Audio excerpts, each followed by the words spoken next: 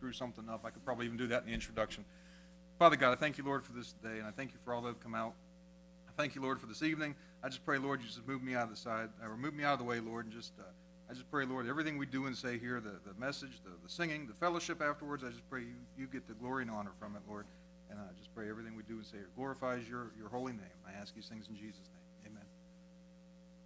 It was a real blessing this morning. Got to go to the jail. And, half the time I think that thing's I get more out of it than the inmates.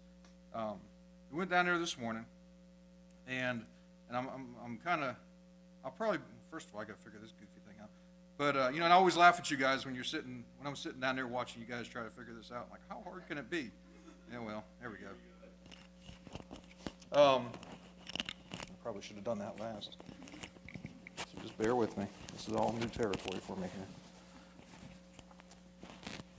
But all right, so a little higher? How's that? All right.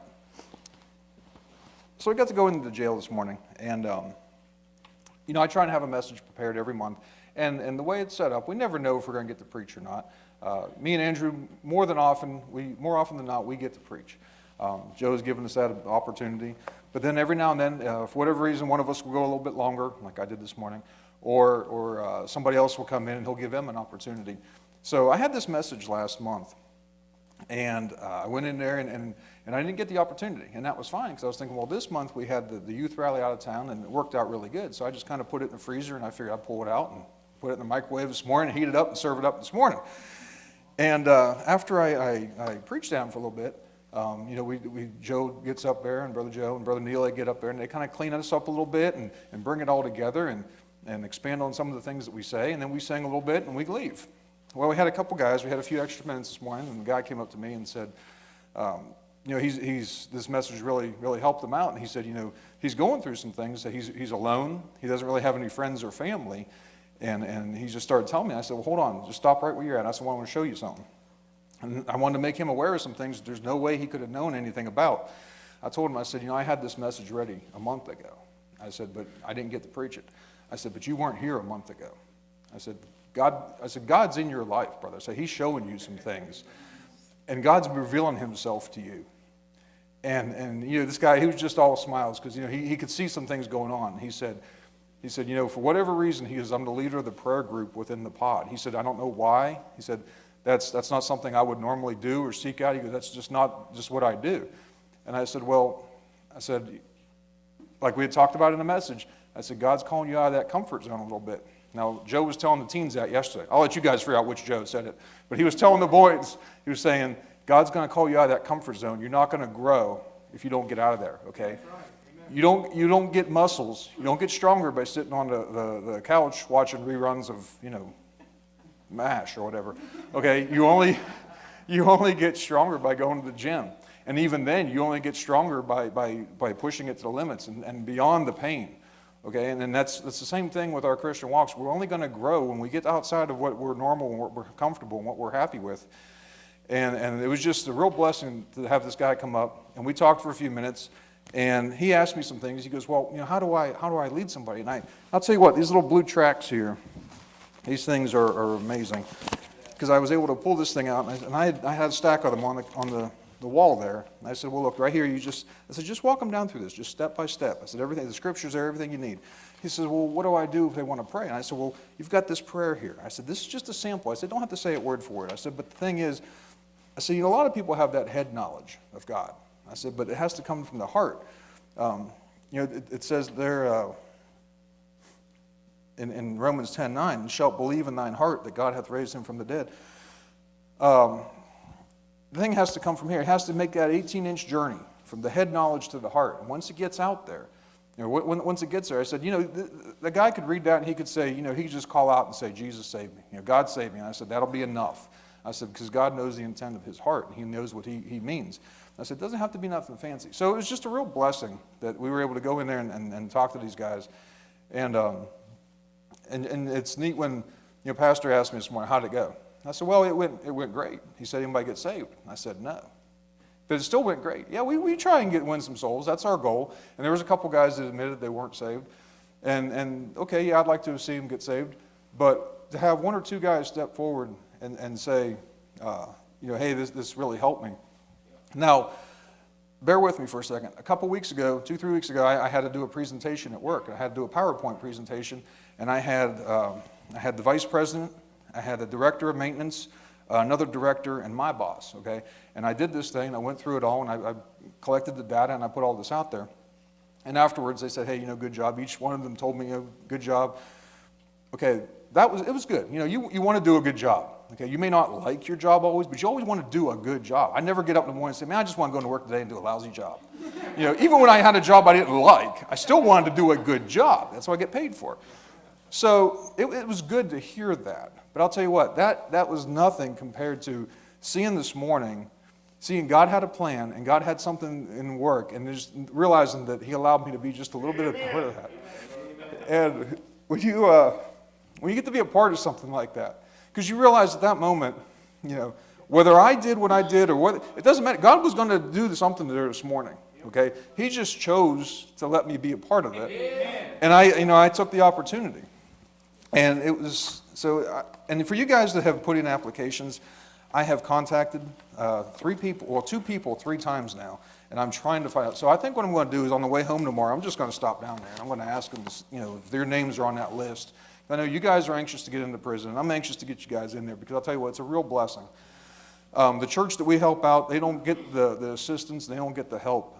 So the fact that we can help them out is really big.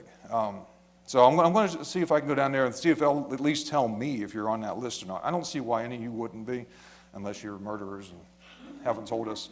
So I'm going to try and get that thing straightened out so you guys can get in there. Let's go to Exodus chapter 4. Originally, the title of this message started out as Every Moses Needs an Aaron and a Hur.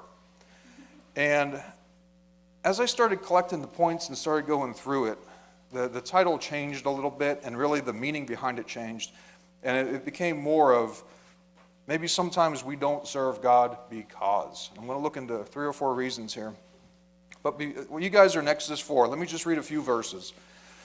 Proverbs 27:17 says, iron sharpeneth iron, so a man sharpeneth the countenance of his friend. Ecclesiastes 4:9 through 12 says, 2 are better than 1, because they have a good reward for their labor. For if they fall, the one will lift up his fellow. But woe to him that is alone when he falleth, for he hath not another to help him up. Again, if 2 lie together, then they have heat. But how can one be warm alone? And if one prevail against him, 2 shall withstand him, and a 3-fold cord is not quickly broken. And then in Mark 6:7, Jesus, it says, and he called unto him the 12, and began to send them forth by 2 and 2, and gave them power over unclean spirits. Those passages there, the point of this message is, and the overtone throughout the whole thing is, guys, we are not in this thing alone, and God never intended us to be. Pastor, just in his introduction, started stomping all over my message. And I'm sitting there, come on, stop. He said it, though. We can't, this is not a one-man show by any stretch of the imagination, and God doesn't intend it to be. He brings us together as a body for a reason. Okay? He brings us together as a body to help each other to grow, to help each other in time of need, to just lift each other up. Sometimes, you just need to look at somebody and just see a smile on their face, and that just makes things better. You don't always have to have deep theology. You don't always have to have all these great words of wisdom. Sometimes you just go up to somebody and say, hey, good to see you today, and glad you're vertical, And I mean, it's just good to hear. In Mark 6:7, it says, and he called them, and he began to send them out 2 by 2. Now, he may have done that for some safety reasons. I don't know, but it's a good idea to have a companion. But I started looking at that, and you get down into, where was it at here? I'll get there. And in verse 11 says, and whosoever shall not receive you. He didn't say if anybody doesn't receive you, or just in case. He said whosoever doesn't. So he knows that they're going to meet some obstacles. They're going to meet some rejection along the way. They're going to meet some people that just aren't going to believe what they say. And we encounter that today. You go out to visitation, any ministry we're in. You go to the nursing home, you go to the jail, you go on visitation, you go street preaching. You're always going to encounter opposition. You might have a couple days here and there where things go really well, but more often than not, you're going to encounter some opposition. And it's good to have somebody there with you, just like it says here, to kind of help lift you up. Sometimes you fall and you just need a helping hand. The jail I look at as we've had a lot of feasts, and the famines are all the same. You go in there and you just get nothing. The guys are, they just assume be in their bunks or whatever. They don't really care. Or they just assume just be watching the TV if you go there on a Tuesday night. But then every now and then you have a feast, and each feast is a little different. We went through a period there where it's like every time I went, there was 2 or 3 guys getting saved. I'm like, man, this is awesome. And then that kind of trailed off a little bit. We hit some famine, and then they had a feast like this morning where a couple guys came forward. I'll never forget that time we went down there, and I don't even remember who was preaching, but I remember the time when I looked up, and I was dealing with a guy, and I looked up, before I know it, Andrew had another guy off, and Joe Del Rio and there was like 3 guys that got saved that morning. And you never would have known it from the look on their faces as the messages were being preached.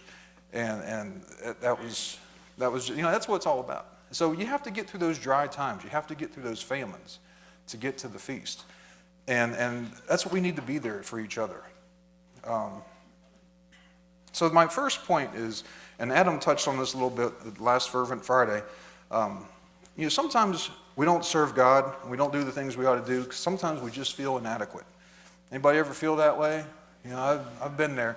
When I started my job that I'm in, there was, before the airline downsized, they had probably over 100 people doing various positions. Well, they were, up in administration, and they were told, you can have 50. I don't know why I keep raising 5. That's not, you can have 50, okay? That's all you get. You get 50 people to do the job that used to be done by 100 or so people. So they picked the 50 that was in that department at the time. Now, I wasn't up there. I wasn't in administration. I was down on the hangar floor. But through the years, I was able to get into those departments. Well, here's the thing.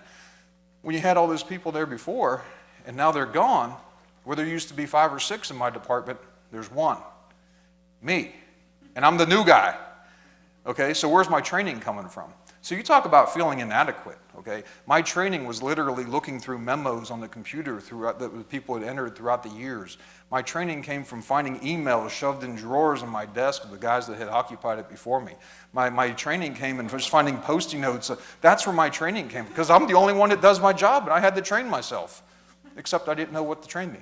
So yeah, there was a period of inadequacy there, and it still carries on 2.5 years later, because my job it changes, and that's one of the things I really enjoy about it. It's very different. It's rarely the same thing for a long period of time. I get to look at different aspects of the maintenance department, but again, every time I do something, I'm stepping outside that comfort zone, something I haven't done. So yeah, I feel inadequate. I feel inadequate in my Christian life. When I first got saved, there was a period where I couldn't wait to learn, lead somebody to the Lord, and then after it goes and nothing happens, you start feeling inadequate. It's like, man, what am I, why did God save me? I'm not doing anything for him. I'm not getting anything accomplished. And every now and then, and I think most of the things that happen, we don't even realize that they happen. And I just can't wait. Someday we're going to get to heaven, we're going to sit down and watch that DVD of our Christian walks. And some of this stuff we probably won't want to see. But I think there's going to be a lot of good things in there we just didn't know of at the time. And I'm kind of looking forward to that. I'm looking forward to the little kids we used to teach that are now, I hate to say it, but they're not little kids anymore. I'm going to start showing my age here. They're, when they were 7 and 8, when we first started teaching VBS back in '98, well, they've gotten quite a bit older now. And they're young men and women, and some of them even have kids of their own. And, I'd like to think at some point, me and Robin, when we were working with them, we did or said something. And I know a few things that we did that stuck with them. But, you just think about those things and you think, man, have I ever done anything to impact anybody? So feeling inadequate, that's probably part of it, unfortunately. But it's what you do with those feelings of inadequacy. What you do with that fear determines, what your character is, what your, how you're going to become. You can let that thing overtake you and consume you, and then just say, okay, I'm not going to do nothing for God, or you can work through that. And like I said, just keep in mind throughout this whole thing, we're here to help each other. So it's during these periods that we can help each other. Exodus 4, I'm going to read verses 10 through 17. If I can find it. And Moses said unto the Lord, O my Lord, I am not eloquent, neither heretofore, nor since thou hast spoken unto thy servant. But I am slow of speech and of a slow tongue. And the Lord said unto him, Who hath made man's mouth, or who maketh the dumb, or deaf, or the seeing, or the blind? Have not I the Lord? Now therefore go, and I will be with thy mouth, and teach thee what thou shalt say. And he said, O my Lord, send, I pray thee, by the hand of him whom thou wilt send. And the anger of the Lord was kindled against Moses, and he said, Is not Aaron the Levite thy brother? I know that he can speak well. And also, behold, he cometh forth to meet thee. And when he seeth thee, he will be glad in his heart. And thou shalt speak unto him, and put words in his mouth. I will be with thy mouth, and with his mouth, and will teach you what ye shall do. And he shall be thy spokesman unto the people, and he shall be to thee instead of a mouth, and thou shalt be to him instead of God. And thou shalt take this rod in thine hand, wherewith thou shalt do signs. Now let's skip down to verse 27. And the Lord said to Aaron, Go into the wilderness to meet Moses. And he went, and met him in the mount of God, and kissed him. And Moses told Aaron all the words of the Lord, who had sent him, and all the signs which he had commanded him. And Moses and Aaron went and gathered together all the elders of the children of Israel. And Aaron spake all the words which the Lord had spoken unto Moses, and did the signs in the sight of the people. God had a plan for Moses, all right? Now, he had to put him through some things, and he had to pull him away pull him out of the world, okay, get him out of Pharaoh's house, get him out of that, and he had to put him on the backside of a hill for 40 years, but he had a plan for him. By this time in Moses' life, he didn't want to be bothered with this. Man, he was just happy sitting on the back of that hill speaking sheepese. He was good. He didn't want to get messed up with this stuff, and he had all these excuses. And basically he's like, God, I can't even talk. Okay? He was just feeling inadequate. He felt like he couldn't do anything. He couldn't do what God had called him to do. And God wasn't going to take no for an answer. And it's funny because we can come up with all these excuses. And we try and plead our case before the creator of the universe and sit like we're going to talk him out of something. Like he's going to say, you know what? I never thought of that. You're right. You're an idiot. You can't talk. Okay? He knows the numbers of the hair on our head. Okay? He created our mouth. He knows us. But yet here's Moses. And I'm not picking on Moses because, they could easily put me in there. And we all do the same thing. We sit there and we try and reason with God and say, well, we can't do this because, and then you just fill in the blank. And God's like, I've got this. I've got this covered. Yeah, that's right. Adam said it last time. He says, he more or less he said this. He said, God doesn't call the equipped. He equips the called. And he's not going to call you to do something if he's not going to prepare you for it. In fact, and more often than not, getting back into that comfort zone, he's not going to call somebody that is a master level at whatever it may be. He's going to call somebody that's starting out because those people are trainable. UPS, when they're hiring supervisors, they don't want a maintenance supervisor that's got 10 years experience. They want a maintenance supervisor, or they want somebody in that position that has no experience because they can bring them in and they don't have no bad habits to cut through. They teach them what they want them to know and how to deal with their employees. Okay? They don't want to have to cut through all those bad habits and try and untrain them so that they can get to the point where they can train them. And I think God works the same way. He likes a person that doesn't know what they're doing and doesn't have a lot of experience because they don't have all that to fall back on. They don't have that to rely on. They can rely on Him, and that's what He wants. He wants us to look forward to Him and relying on Him, not the things we think we've learned. When I was 16, I couldn't wait to get my license. Now in Pennsylvania, I know the rules here are a little different. Laws have changed. But in 1988 in Pittsburgh, or in Pennsylvania, you had to be 16. You couldn't get temps at 15 and a half. So I had to wait till I was 16. Man, I could not wait to get my temps, okay? But that desire alone did not qualify me to get behind the wheel of a car, okay? I mean, believe me, if that was the case, I'd have been driving when I was like 8. But I had to go through some things, okay? I had to read that book. My dad taught me how to drive. You didn't have to take school back then. You didn't have to go through school. It was there, but you didn't have to do it. It wasn't a requirement. And I had to take the test, and I had to prove that the instructor there that, I wasn't an immediate danger to everybody around me at the time. That, I could probably make it from point A to point B without killing a lot of people. But, I had to learn those things. When I went through A&P school to work on airplanes, I had to Granted, part of it was I was able to do the vocational program so I could get out of high school half a day. Okay, that was a big thing for me. Man, I get to miss half of high school, half my junior year and half my senior year. I get to get out of here. So, okay, that was part of it. But at the same time, I wanted to work on airplanes. I had to go through that training. And after about 6 months after I started working on airplanes, I realized that license that I had worked so hard for, that little piece of paper signed by the FAA saying, yes, you can work on airplanes, I realized that was nothing more than just a license to learn. Because I had the book knowledge, but I didn't have the hands-on stuff. I didn't have the experience. And what I'm trying to say is, I felt inadequate in each and every single one of these. And now here it is, many years later, okay? I've been driving for a long time, 28 years. I've been working on airplanes for 24 years. Okay, now I'm at the point where I could be the instructor that could pass on some things like those guys did to me when I was at A&P school. Okay, but you have to go through a lot to get to that point. And there's a lot of times you're going to feel inadequate, no matter what you're doing in life. Okay, in our Christian walk, we do things here all the time. We do VBS, and we do, you got the youth rallies, and you got the camps, and all the things that we do. And anybody that's in charge of those things, don't think for a second, at least as far as me, and I know Robin, when we think about these, there's many times throughout the year that we just feel like, man, maybe we shouldn't be doing this. Maybe somebody else could be doing this. You're going to have those feelings of inadequacy.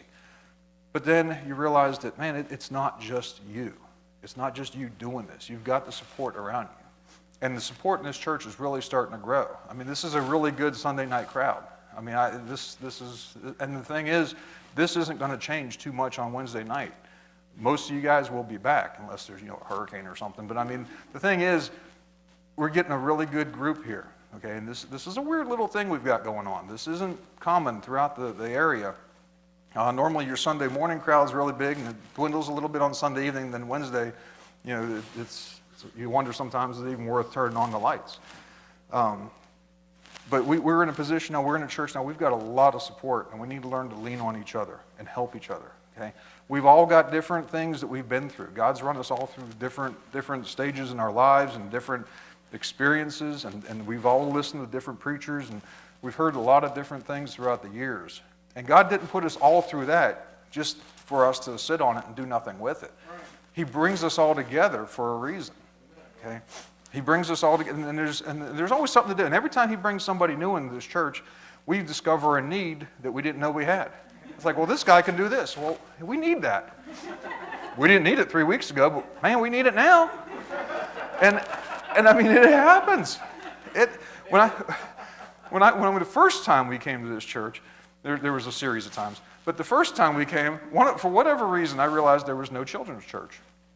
And I don't know why, because I hadn't worked in that ministry up to that point. Now, when we were at Landmark, I was starting to feel led to do that, and I thought I was going to volunteer down there. Well, as it turned out, I never did, because I'm like, okay, God, something's not right. I know you're calling us out of here, but I don't know where you're going to place us.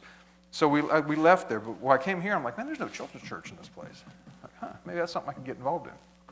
Well, fast forward about a year or so later, we finally got the children's church ministry, and we started it up, and then within a short period, I was talking to Andrew, and we actually split that thing off into two groups because we had older kids and we had a good-sized group of younger kids. But what I'm trying to say is when we got here, it was like all of a sudden there was a need. Now, there was a need before, but nobody had filled that need. And then when we got here, and God's like, this is a hole you can plug. You can do this. You said you felt like you should be doing this, so this is your opportunity.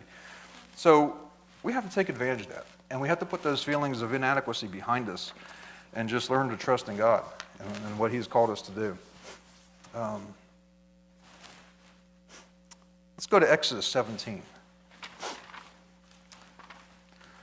Right before we left on Friday for the youth rally, Miss Beth, I know she was trying to be encouraging, but she says, now you watch over these guys, you keep them in line. You're the oldest one. Thanks. Appreciate that. There was a period when I was the youngest one, okay? And then I became one of the younger ones. And now, on Friday, I was the oldest one. I'm like, oh, good. And even when we got up there, I tried to tell myself that, I was probably not the oldest one. And in a few cases, I was right. But for the majority of the time, I still think I was the oldest one.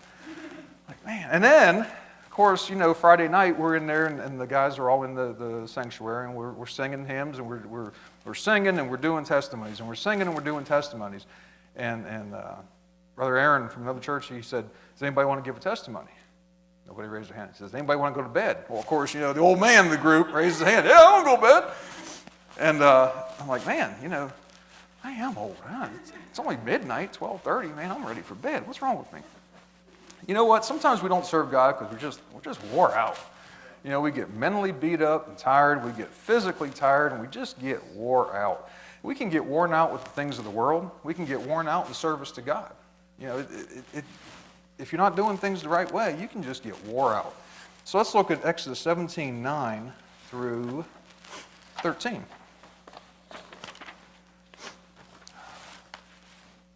And Moses said unto Joshua, Choose us out men, and go out, fight with Amalek. Tomorrow I will stand on the top of the hill with the rod of God in mine hand. So Joshua did as Moses said to him, and fought with Amalek. And Moses, Aaron, and Hur went up to the top of the hill. And it came to pass, when Moses held up his hand, that Israel prevailed. And when he let down his hand, Amalek prevailed. But Moses' hands were heavy, and they took a stone and put it under him, and he sat thereon. And Aaron and Hur stayed up his hands, the one on the one side, the other on the other side, and his hands were steady until the going down of the sun. And Joshua discomfited Amalek and his people with the edge of the sword. Guys, no matter what you do, no matter how much, don't ever get to that, no matter how much service you give to God, don't ever get to that point where you've run yourself into the ground, you just can't do anything. Stop before you get to that point, okay? Like I said, we've got people all around us that can help us. You got to ask for help. That's something I struggle with because I don't like to ask for help because I want to do it myself. Okay, I want to be, and I want to prove that, man, I can do this thing. You put me in this position. This is my job. I want to do this, and that's something I struggle with. Asking for help is not a sign of failure. It's not a sign of weakness. Okay, it's a sign of wisdom. Well, I haven't got there yet. I haven't. I can say it, but I haven't quite made it from. But there's nothing wrong with asking for help. Okay, Brother Jenkins or Jennings, the preacher up there, which was it, Jenkins? Jenkins. Faith's been correcting me on that all weekend. I keep getting confused. Brother Jenkins, he said, I'm going to ask you guys, during his first message, he said, I'm going to ask you guys to do something because I want you to peel back the veneer a little bit. I'm asking you guys to do that too, especially, well, I'm asking all of you to do that, but especially you guys. Let's peel back that veneer, okay? We all know what that is. If you go to Walmart, you need a bookshelf, you go buy one of them solder bookshelves, right? And you got that, it looks like contact paper, but it's a veneer, and what it is, it's simulated wood grain, and you peel that stuff off, or if you look on the unfinished edge, you see all it is little scraps of compressed wood, junk wood, not good for anything else, okay? But that veneer covers it up. It makes it look like something that it's not. We all have that to a degree. And he said that, I'm thinking, man, that's really good. We all have that. We're all trying to, whether it's something we're trying to cover up, some sin in our lives, or just trying to cover up maybe something we deem as inadequate, or some fear that we have. We're trying to cover it, and we try to appear as something we're not always. You get one of them bookshelves, and from a distance, it might almost look like real wood. Then you get up on it, and it's like, man, this thing isn't real. This is fake. Look, it's warped in the middle. It's garbage. We all have that level of veneer. So I'm asking you guys, just peel it back a little bit. I'm not necessarily asking you to reveal it to everyone around you, but peel it back enough so you can take a look at yourselves and see what's really underneath that layer. Because there's some things we're going to get into. I think it's going to help us all out. That was my prayer that this message. It's just good practical Bible stuff that we all encounter. But don't be afraid. Don't be afraid to reach out to somebody and say, man, I need some help with this, whatever it may be. I know when we in the first church we were at, and we got saved there, it seemed like we got into a lot of different ministries, and it was great at first. But then, and this was even before we had kids, but after a while, we were in so much, and it was like, man, we're just feeling wore out. Even if it was just the two of us. We were doing this, and we were teaching that, and I was in charge of that, and we were in this committee and that committee, and before you know it, it's like we were just involved in every single aspect of that church. And not that that's a bad thing, but at the same time, it wore us out. You get burned out doing that. Okay, you can only do so much. And here's the thing, when you start taking on all those duties and all those responsibilities, you're really not doing any of them very well. You're certainly not doing them to your potential. Okay, you might be doing it good enough to get along, but you're not doing it as good as you can, and you're certainly not giving God your best. Now, unfortunately, the workforce in America today has settled for that. They're saying, well, you know, what 20 people used to do, we can get by with 7. Okay, now you got the 7 doing the job of the 20. Now, granted, probably of those 20, there was probably 4 or 5 that really weren't worth a whole lot. But regardless, they got 7 doing the jobs of 14 or 15. There's only so much time in a day. You can only physically do so much. So if you try and get everything accomplished, you're not going to do anything very well. And you're going to cut corners and you're going to make mistakes. And at the end of the day, it's not going to be worth a whole lot. God doesn't want that in his ministry. Even if you just get involved in one thing, even if all you can do is pray, just do it the best you can. You know, there's a cycle of life that we go through. And as my kids are getting older, and as my kids are getting more independent, we're able to do some more things. You know, Andrew kept saying, are you glad that I came this weekend? Because he came up with me to the youth rally. And he says, are you glad that I came? I said, yeah, I'm glad you came. Why would you think? I said, I never wanted you not around me. I said, you have to understand, when you were just a little guy, I had to do everything. I had to constantly watch you. And if I was doing that, then I couldn't be doing other things. I said, but now, you know, he went out and he played dodgeball with all the big kids and kickball, and he got smashed in the head a couple times with a ball, I guess. I don't know. That's what he told me. But the thing is, I went out there, yep, he's vertical, he's good. All right, and I checked on him once or twice, and then when it was time for service, I went out and got him and said, all right, come on and, you know, get cleaned up, let's go. It's not that I didn't want him around, it's just that before, when he was younger, you know, I had to constantly do everything for him, okay? And where am I going with this? The thing is, you know, I didn't have to do that anymore. So now I could focus on the other things that needed done. And that's what we're supposed to be able to do for God. We're supposed to be able to focus on what he's called us to do. I know where I was going with that. As Becca and Andrew get older, okay, and Faith's been, you know, she's been beyond that for many, many years now. As the kids get older, it allows me and Robin to get more involved and do things we weren't able to do before. So you guys with young kids, you know, it will get better. And the funny thing is, and this is why I say this all the time, they go from not being able to do certain things like get their shoes on and get their socks on and get their coats on. Okay, then they get to the point you can do it. They can do it on their own. You're thinking, yes. And then they just don't want to. So it's like, man, it was easier when I just did it myself. At least you were done and we were at the door. Now I got to sit there and chase you around the house and convince you to put your stinking shoes on, you little... This little side story, Andrew used to, and in the van all the time. See, this is how mean the mothers can be. Andrew used to take his shoes off in the van when he was real young. So we went through, it was winter time, and he was constantly taking his shoes off. And it was like, will you stop? We just got in the van like 10 minutes ago. We went down the road, now you've got your shoes. Why do you have your shoes off?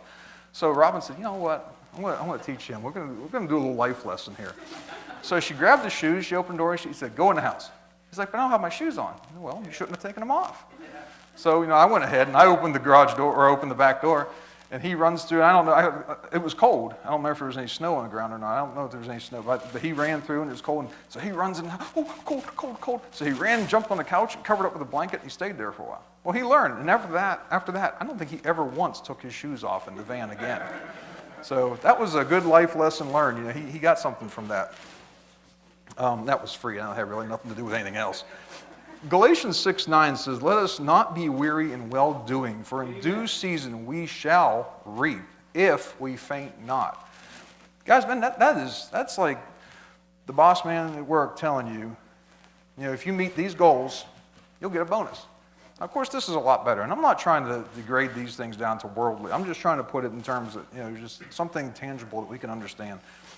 You know, God's got us, he's got some bonus plans in place for us. And they're not going to change. And he's got some promises for us. And he tells us certain things. And here he just tells us, you know, don't be weary in well-doing. In other words, don't get burned out in the ministries and in your service to God. Just hang in there. Just take it one day at a time. Don't get ahead of yourself. Everything will always work itself out. You know, just take it one step at a time, and you're going to get there. Several years ago, my boss, we had the biggest C-check, the heaviest maintenance event at the facility at that time, and I was the one coordinating that event. And he said, how are we going to do this? How are we going to, we've never done this much maintenance at one time. He said, how are we going to do it? I said, well, it's the same way you eat an elephant, one bite at a time. I said, I'll hand out one job card at a time. In the end of 45 days, all 1,200 pieces of paper will be gone. So that's the way you do it. How else can you do it? If you don't look at it in that respect, in that regard, you're going to get overwhelmed. If you look at the big picture and you look at everything out in front of you, man, you're going to get overwhelmed so quick, you're just going to curl up into the fetal position. You're going to cry and suck your thumb. You're not going to do anything. Just take it one step at a time. You'll get there. God's going to, he'll get you through it. Just don't be weary. Don't faint. Another point, a lot of times people, they confuse regrouping with retreating. Retreating means you're running away. You're tucking tail and you're running and you're just getting out of Dodge, okay? Regrouping, there's nothing wrong with regrouping. Sometimes, the guy told me one time, sometimes you have to take a step backwards in order to go forwards. And there's some truth to that. Sometimes you got to stop. Little kids like to play red light, green light. I believe God plays red light, green light with us sometimes. He'll say go, and then he'll say red light. He wants you to stop for a minute. He wants you to slow down. He wants you to look at some things. He wants you to look around, see some things that you're in a big hurry for. You're on his timetable anyway. If he wants you to finish it, you're going to finish it. If he comes back before then, well, it doesn't matter. It's even that much better. But he'll say red light, and you got to stop. You got to look around. And sometimes it's good just to take in and see what God's done for you in a way every now and then I look back and I look through my I've been saved since 1998, so getting a few years back there now. And I look back and I can see the changes. And I look back at my early service and the early ministries I was involved in, and I was thinking, man, I was really doing something at the time. Now I look back and like, man, I really screwed a bunch of stuff up. But my heart was in the right place. And God knew that. He knows the intents of our heart, okay? I didn't mean to screw stuff up. Now I look at it and say, oh, Dr. Peacock talks about the sheepskin on his wall. Well, we probably all got them, and I know I've got some. I know I hurt some people along the way, and it was never intentional, and I thought I was doing what was right, but you go through those things, and you learn from some people, and you hear some things, and you look back on it, like, ooh, that was bad. I shouldn't have done that. About a month or so ago, we had that snowstorm out here. And, all of a sudden, just out of nowhere, this big, heavy, wet snow just dumped on us, And the roads got pretty bad real quick. We would come to church at night, and of course, here's me. I wasn't in the pickup truck. I was in the van. I'm like, we got from. I came from Pittsburgh. They got hills in Pittsburgh. It was fun to drive in the snow in Pittsburgh. You even had brick streets in Pittsburgh. Now, you talk about fun in the snow on a brick street. Man, that's good timing right there.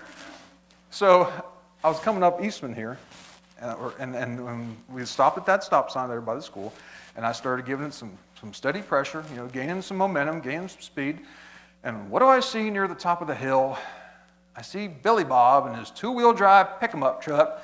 So I'm going to turn left and go up the hill with no speed, no nothing. Now, I've driven enough pickup trucks to know that he wasn't making it up that hill.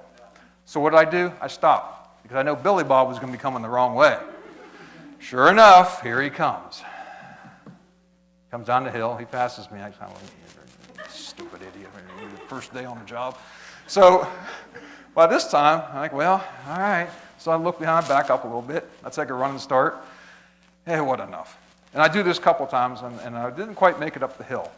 Now, I'm sure that if I hadn't been interrupted by that knucklehead, by Billy Bob the first time, I could have made it up that hill. But I didn't make it. So what do? I turn the car around, and I go around, and I come back down around whatever that is, the Kroger's and all that.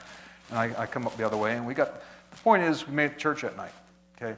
I regrouped. I didn't retreat. I didn't say, the roads are terrible. Oh, let's go home. The world is ending, And by the time we left church that night, the roads were in great shape. Like, man, did it even snow? This is awesome. I didn't give up. I got to church that night. That was my goal. I wanted to get to church. I had to take a different path. I had to go backwards a little bit. I think we were even on time. We had like a minute or two to spare. That's pretty good. I was like, oh, this is all right. And I said something this morning, and I thought about it after. I'm like, well, that was kind of stupid to say it. But then I thought about it, and I was like, no, it really wasn't stupid. There's a lot of sense in it. It sounds, and when I'm going to say it here in a minute, and it's very simplistic, and you're going to look at me and you're going to say, well, duh. But think about it. Quitters quit. Okay, now I know that just sounds really plain, but why do you want to be a quitter? Why do you want to quit? Okay, we have all these reasons, And you say, well, I'm tired, or I just don't feel. Okay, that's fine. Those are things, those are areas you've identified, but now do something about it. Don't just quit, okay? I failed my driver's license the first time. I'm glad I didn't just quit and say, well, forget it, I'm not going to try it again. Who'd have brought my 3 kids home from the hospital? Who'd have brought, who'd have done all that? A taxi cab? Well, that's kind of awkward. It's hard enough getting those car seats in a minivan, much less the back seat of a taxi. I don't even want to try that. So, and that's a very, basic example. But think about all the things, all the times you've been through something in life, and you had to put forth a little bit of effort. And the times you felt, when I went through A&P school, we had the bend up metal, and we were only allowed to be off by like so many thousands. Isn't it funny when you go through training, the training is often more critical than the real life application? Never, ever again, in all the years that I worked on airplanes, did I have to be within 2,000s. We had a saying, for a sheet metal guy, you bend to fit and you beat to match, okay? And then you throw a coat of primer. A sheet metal mechanic's best friends are a big hammer and a coat of primer. You get some paint, beat that thing in there, paint it up, make it look good, and go on down the road. But if I'd have been dissuaded by those periods in school where I couldn't get within that 2,000th tolerance, if I'd have just walked away from that thing, I'd been giving up on a career. I'd been giving up on, and who knows where I would have been.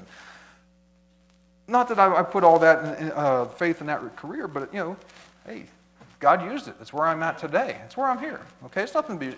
I get up and I go to a job and I think I do a good job and I try and work hard for these. There's nothing to be ashamed of that. I was telling somebody the other day, if my kids want to grow up and be garbage men, that's fine. Just be the best garbage man you can be. Don't go, whatever you do, I don't care what you do. Faith, Becca, Andrew, all you guys, whatever you decide to do in life, wherever God leads you, give it your best. Okay? Whether you work at Domino's or whether you're a brain surgeon, please, if you're a brain surgeon, do a good job, please. But just give it your best, okay? And in your service to God, give it your best. You're going to make mistakes. We all do, okay? And I don't think that ever ends. I asked the guy one time, one of my old leads at work, I said, because it seemed like every time I went into work, I was just messing something up. I was a new sheet metal guy. I'd probably been on the job less than a year. And I asked him, I was like, John, when do you just quit making? I said, I make mistakes. Everything I do is wrong. And he told me, he says, you know what? He says, I made a lot of mistakes when I was younger. He said, well, one day I just came to work and I quit making mistakes. Well, that's not exactly true. You don't quit making mistakes. You just learn how to fix them. And after I got to the point where I drilled a hole too big, I realized, well, okay, I'll just clean it up, oversize it, and put in the next size fastener. Or I drilled a hole where it shouldn't have been. Okay, well, I'll make a doubler and I'll do a repair here. It doesn't matter. I still made mistakes, but now they weren't a big deal because I just knew how to fix them. Guys, you're going to get to that point. You will learn how to fix your mistakes in ministry, in service to God. You will. You just got to bear through some things. Hang in there, okay? If it ever gets to the point where things come easy, then you're not trying. You're not feeling that burn. You're not pushing yourself. You're not getting outside that comfort zone. Don't be afraid of that. Now, I'm not saying just go dump yourself in the war zone. Take a little bit of time. Go where God leads you, okay? When he says red light, stop. Learn what he has to tell you at that pit stop. And then when he gives you the green light, then advance. There's nothing wrong. Any military will tell you there's nothing, a calculated, measured advance is what they're always looking for. They never just send the troops in and say, all right, go guys, we'll see you on the other side. They'll take a few, whatever it may be, maybe 100 yards, maybe a kilometer. They'll take it little bit by little bit, and they regroup, and they get their forces, and they fill in the gaps where they've had losses, and they reinforce where they need to, and they counter the enemy. They have the enemy stronger over here, so they'll shift their forces. They'll do what they need to do to keep a steady advance, and that's what we've got to do. Andrew's been doing a lot of preaching about the armies at the time, the military at the time. He's been reading up on those type of military groups and what Paul has said about them, and there's a lot to be learned in that. We are very much at war, spiritual warfare, and we have to learn to advance cautiously, but never so cautious that we lose faith in our leader. Okay, we never want to get to the point where we lose we lose respect, or we lose that knowledge that Jesus Christ has the situation at hand. We just have to advance when he says to do it, and then back off when he says to back off. Let's go to Jeremiah 38. Sometimes, you know what, we just get so stuck in sin and just muck and the mire, and sometimes that prevents us from having good service for God. 38, starting in verse 6.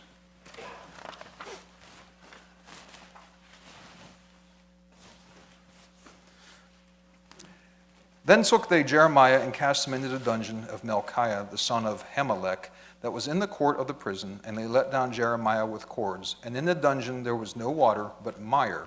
So Jeremiah sunk in the mire.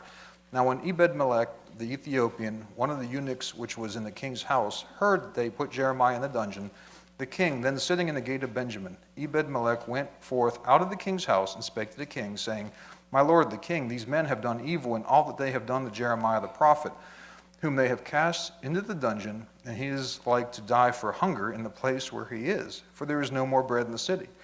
Then the king commanded Ebed-melech the Ethiopian, saying, Take from hence 30 men with thee, and take up Jeremiah the prophet out of the dungeon before he die. So Ebed-melech took the men with him, and went into the house of the king under the treasury, and took thence old cast clouts and old rotten rags, and let them down by cords, and into the dungeon to Jeremiah. And Ebed-melech the Ethiopian said to Jeremiah, Put now these old cast clouts and rotten rags under thine armholes, under the cords. And Jeremiah did so. So they drew up Jeremiah with the cords, and took him up out of the dungeon, and Jeremiah remained in the court of the prison.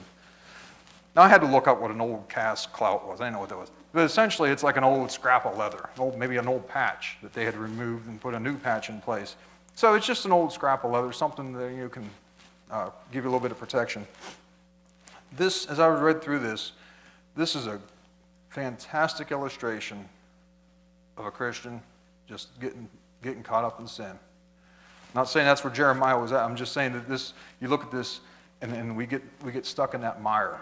Now, a week or so ago, I went camping with my brothers, and we went hiking. We went on a 5-mile hike, and we've had a lot of rain in the area. And some of the trail had standing water, but some of it did not. Some of it was just thick mud. You know, you step in it, and you start to sink. Now, yeah, I mean, you have to kind of, you feel that when you pull your foot out of it. And that's, you know, the way I look at it is you know, that's the kind of like the mire. You know, it grabs you, and it doesn't want to let go. It's not solid enough to support you. There's no support there. You're going to sink. And then once it gets a hold of you, it's going to grab you, and it's going to pull you in. And the more you fight, and the more you struggle to get out of it and try and do things the way you want to do it, the more and deeper you're going to sink, and the further you're going to sink. And man, that is a great example of sin right there.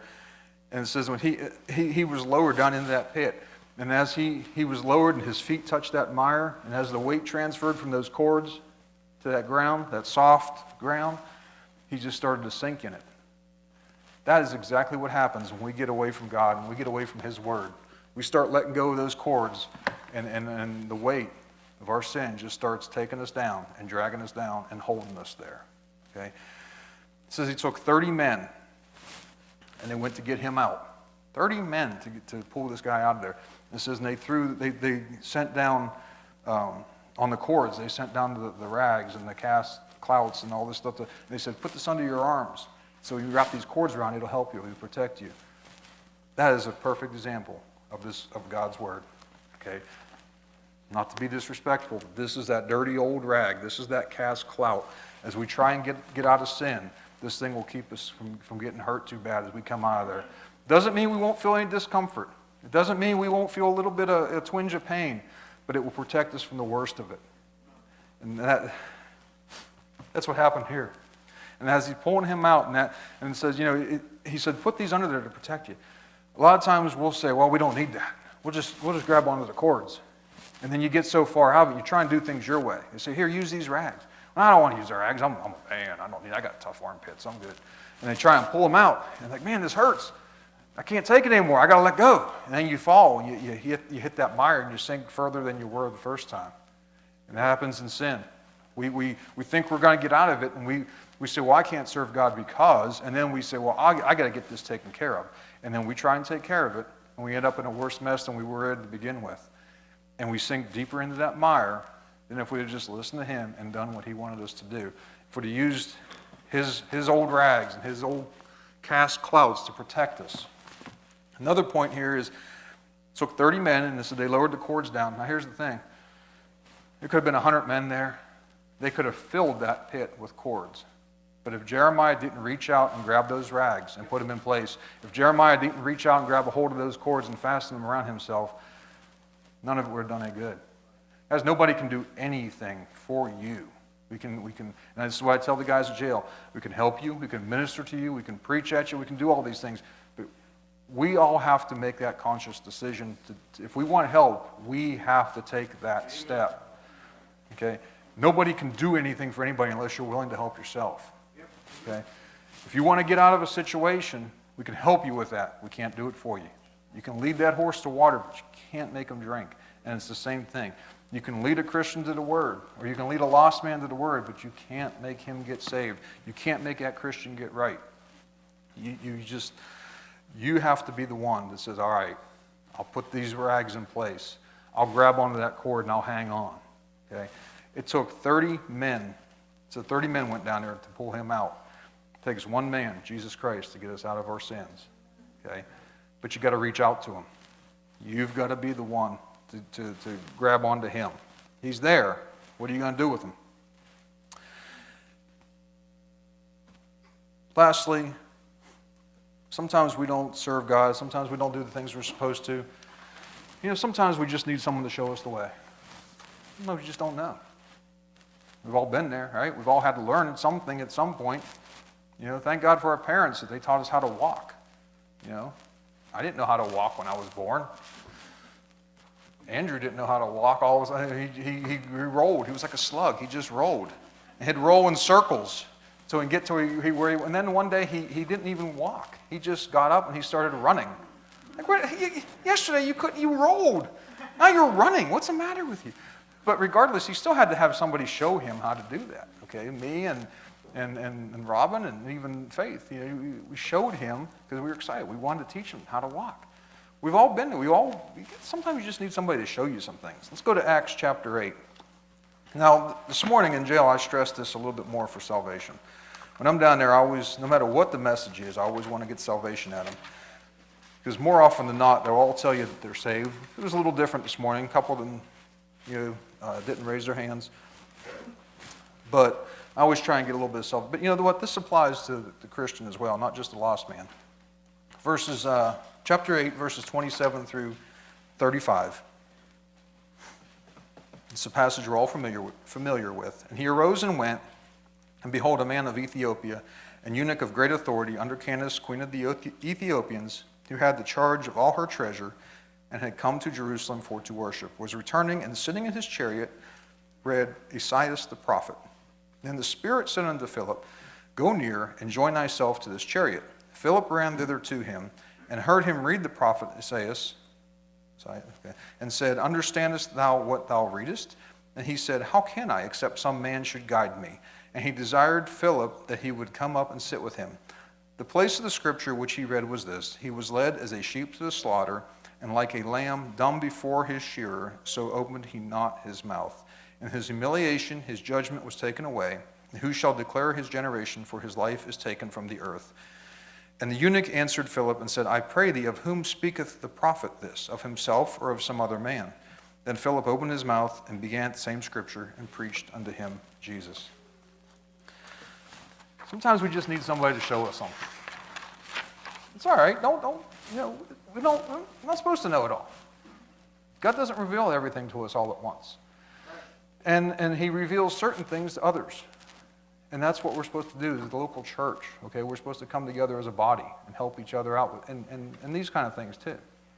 We can't know everything within these pages. Someday we will, but right now it's not for us to know. Some people he's revealed certain things to that he hasn't revealed to others. When I started coming here, I learned a lot of things, and as I started getting through it, I'm like, well, why didn't this ever make sense to me before? Why? I don't understand it. Sometimes all it takes is somebody just to show you something and show you a couple different verses of Scripture, dividing the Word and putting this thing in the proper context.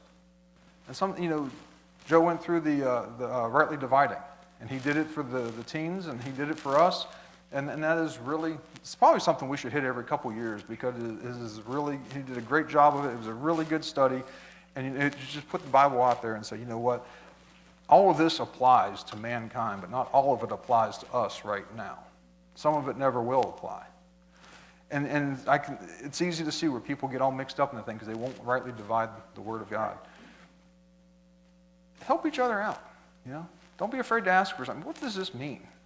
Pastor used to do on Wednesday nights, he used to let us write in questions. Man, I wrote in all kinds of silly questions. Some of them he answered, some of them he's like, seriously? I ain't dummy. Study this out for yourself, you idiot. I ain't doing this. But, I just, hey, he asked for questions. I was going to give him some questions. That's good. There's nothing wrong with asking for questions. There's nothing wrong with asking for help. Don't let pride get in your way of serving God the way He's called you to serve. This is probably as close to a special as I'll ever get. But throw out the lifeline. The chorus is, throw out the lifeline, throw out the lifeline. Someone is drifting away. Throw out the lifeline, throw out the lifeline. Someone is sinking today. There could be someone sitting next to you in the pew that's sinking. You could be that one sinking. The thing is, you're going to throw out the lifeline to help them? Are you going to grab onto that lifeline to try and let them help you? Guys, we're all in this together.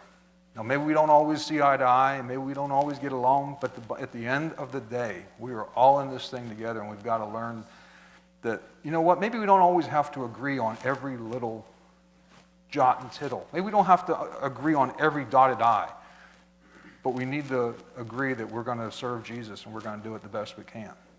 And we need to agree that we need to learn to work together, because the rest of the world's out there willing to tear us apart in a moment. We need to be unified. And that's what, Pastor talks about the local church. That's why this thing is so near and dear to him. That's why the thing is so important, because it's fading away. It's pretty much gone. Okay, there's very few local churches. We've got something here that really doesn't exist in many places. They're few and far between. They're out there, but not as common as they used to be. And we need to take advantage of this thing. We've got some resources here, and unfortunately the youth probably won't realize it, as many of us do. We don't realize what you have in front of you until it's gone. These youth probably take their youth leaders for granted, the Joes, Joe Squared. They got and their wives, and they've got great resources there, okay? And they probably don't realize, they probably think that's like that everywhere. It's not. It is not like that everywhere. I'm telling you, I work with a guy, and to hear what their youth group does, how you tell them that, man, you're wasting your time? He thinks he's doing something great, but getting his kid involved in that mess. How you tell him it's just garbage, it's wasted, We all do. We have a pastor, okay? We can't take this guy for granted. There's not too many of them around, okay? Not like him. However you want to take that. But, no, seriously. But the bottom line is, guys, we got to stop taking these things that God has put in front of us for granted.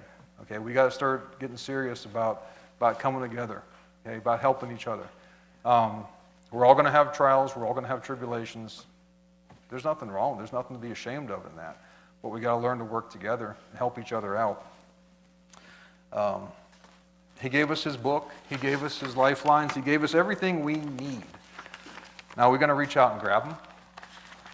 You're going to have an invitation here in a few minutes. Are you going to take opportunity with that? You're going to reach out and grab onto something that He's given you an opportunity to do? Or are you just going to let another opportunity go past? There's no guarantee that we're going to come back Wednesday night. We want to.